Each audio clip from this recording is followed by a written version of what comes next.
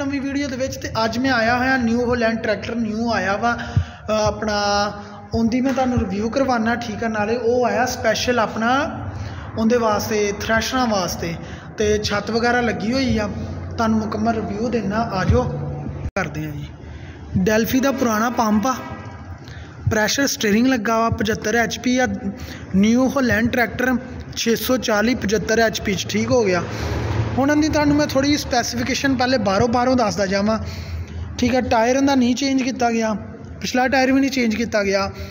इन्होंने पैड इधर वाली साइड पर नवीं लगाती आ देखो, इहदे उपर तुसीं चढ़ सकते जे। उस तो बाद इहनूं प्रैशर स्टीयरिंग कर दिता गया वा। प्रैशर स्टीयरिंग करन तो बाद प्रैशर ब्रेकां वा इंदियां, और सामने प्रैशर स्टीयरिंग लगा। ठीक है, लुक वाइज ट्रैक्टर बहुत ही कमाल का लगन दिया। ग्राउंड क्लीयरेंस भी ठीक आ, बेहतरीन ग्राउंड क्लीयरेंस। इहदे विच वाया भी बहुत प्यारा दिता गया, क्लच बड़ी प्यारी जगह ते आ, हाई लो ठीक है यार, सारे गेयर तुहाडे सामने आ। ते इहदी स्टार्टिंग चौक वाला हैगा वा, रेस बड़ी प्यारी जगह ते दिती गई आ कंपनी प्यारी गल मैनूं लगी ना न्यू होलैंड ट्रैक्टर दे विच ये लगी कि इन्होंने कंपनी फिटिड ही सानूं वो दित्ती आ छत। अलगाजी वालियां दी फ्रेम दी क्वालिटी टेस्ट तुहानूं करके दस दिंदे आ, ठीक हैगी आ। मतलब जिहड़ी मार्केट चों लैने उस मुताबिक ठीक है, जिहड़ी मार्केट चों बहुत अच्छी आ वो नहीं कह सकते। हाँ बेहतरीन आ, चेक कर लो। उस तो बाद ये स्पैशल आया वा थ्रैशर वास्ते। ठीक है, थ्रैशर वास्ते आया हैगा वा। लुक वाइज इंदी आ, तुहानूं मैं लिंकां चेक कर लो, लिंकां इन्होंने खुलन मिलन वालियां दित्तियां बड़ियां प्यारियां जियां करके। इधर भी इस तरीके नाल ही आ। उस तो बाद इन्दा जिहड़ा चक्कन वाला सिस्टम देख लो, बड़ा ही प्यारा।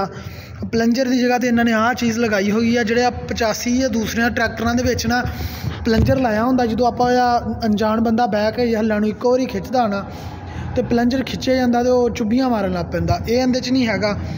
उस तो बाद इहदी टूपां की मजबूती वधा दित्ती गई आ, इहदे टूपां की मजबूती वधा दित्ती गई है। इत्थे प्लेट स्पैशल लगाई गई आ, छत नूं भी सपोर्ट देवे तो वैसे भी।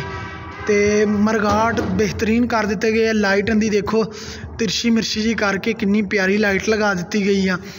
उस तो बाद इधर भी उस तरीके ना ही, और इधरों तुहानूं मैं रिव्यू करवा दिना। आ चीज़ चेक कर लो, जी मैनू इहदे च आ देखो ना किन्ने प्यारी जगह तो इन्होंने आ दिता है हैंड ब्रेक। उस तो बाद आ दिता गया मतलब दो व्हील, जो दोनों व्हीलों का जोर लवाना हो ठीक हो गया। तो सर ज़रा नंबर दस्सिओ 0301 86 91 611 जनफर के नाम तो नंबर है इन्हों का शोरूम।